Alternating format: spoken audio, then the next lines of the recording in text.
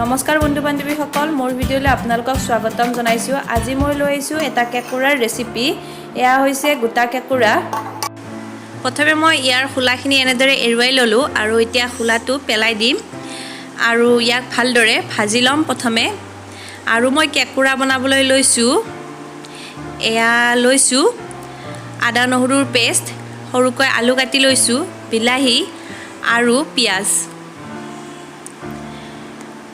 এতিয়া কেঁকুৰাখিনি ভালদৰে ধুই পিনে ইয়াতে ভাজি ল'ম অকণমান, কিয়নো কেঁকুৰাখিনি সিজিবলৈ টাইম লাগে। সেইকাৰণে ফাৰ্ষ্টতে এনে তেলতে অকণমান ভাজি লৈছোঁ। তাৰপিছত পিঁয়াজ দিম, তাৰপিছত আদা নহৰু দিম। এয়া মই পিঁয়াজখিনি এড কৰিছোঁ। ইয়াৰ পৰা পানী ওলাব পিঁয়াজৰ পৰা আৰু তেতিয়া অকণমানকৈ সিজি ল'ব। মই গেছটো একেবাৰে ল' ফ্লেমত ৰাখিছোঁ আৰু লাহে লাহে ভাজিছোঁ। নেক্সট মই এড কৰিম বিলাহীখিনি, কিয়নো বিলাহীৰ পৰাও প্ৰচুৰ পৰিমাণে পানী ওলাব আৰু এইখিনিয়ে কেঁকুৰাখিনি সিজাত সহায় কৰিব। এতিয়া মই দিছোঁ অকণমান নিমখ। তেতিয়া ভালদৰে বস্তুখিনি সিজিব আৰু বিলাহীখিনিও সিজি যোৱাত, তাৰ পৰা পানী ওলোৱাত সহায় হ'ব। আৰু লগতে দিব আপোনালোকে অকণমান ধনিয়া গুড়ি আৰু জিৰা গুড়ি, আৰু লগে লগে দি দিব আদা নহৰুৰ পেষ্টখিনি।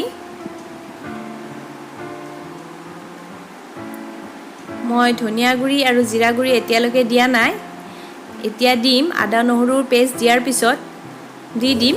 এয়া লৈছোঁ ধনিয়া গুড়ি এচামুচ আৰু লৈছোঁ এচামুচ জিৰা গুড়ি। এতিয়া এইখিনি দি দিম আৰু পানী গৰম হ'বলৈ দিছোঁ। গৰম পানী দিলে অকণমান ভাল, মানে সোনকালে উতলে। আৰু ঢাকন লগাই কেঁকুৰাখিনি সিজিবলৈ দিছোঁ। এয়া প্ৰচুৰ পৰিমাণে পানী ওলাইছে বিলাহীৰ পৰা আৰু পিঁয়াজৰ পৰা। কেঁকুৰাখিনি আধা আধি সিজি গৈছেই আৰু ইয়াক বেছিকৈ ভালদৰে সিজাবলৈকে ইয়াক অলপকৈ পানী এড কৰি ইয়াক ঢাকন লগাই সিজাই যাম।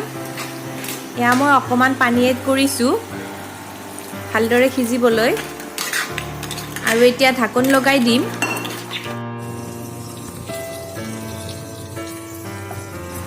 নেক্সট মই বেছিকৈ পানী এড কৰি দিলোঁ, অকণমান জোল টাইপৰ বনাম বুলি ভাবিছিলোঁ সেইকাৰণে। আৰু ইয়াতে ৰাখিছোঁ মান ধনিয়া, পিছত দিম। এয়া ভালদৰে উতলিব ধৰিছেই আৰু হ'বয়ে। আৰু একেবাৰে শেষত মই এয়া চিকেন মছলা এইটো এড কৰিম একেবাৰে লাষ্টত।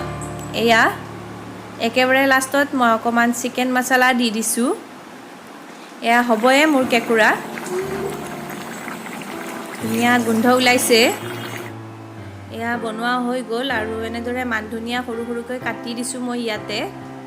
এয়া যে গ্ৰীণ কালাৰৰ সৰু সৰু টুকুৰা দেখা পাইছে, দেখিবলৈ ধুনীয়া হৈছিলে আৰু খাবলৈও বহুত বেছি টেষ্ট হৈছিলে। একেবাৰে মাংসৰ নিচিনা লাগিছিলে খাবলৈ। আজিৰ ভিডিঅ'টো ইয়াতে সামৰিছোঁ। যদি ভিডিঅ'টো ভাল পালে লাইক কৰিব, শ্বেয়াৰ কৰিব আৰু মোৰ চেনেলটো ছাবস্ক্ৰাইব কৰিব। Thank U.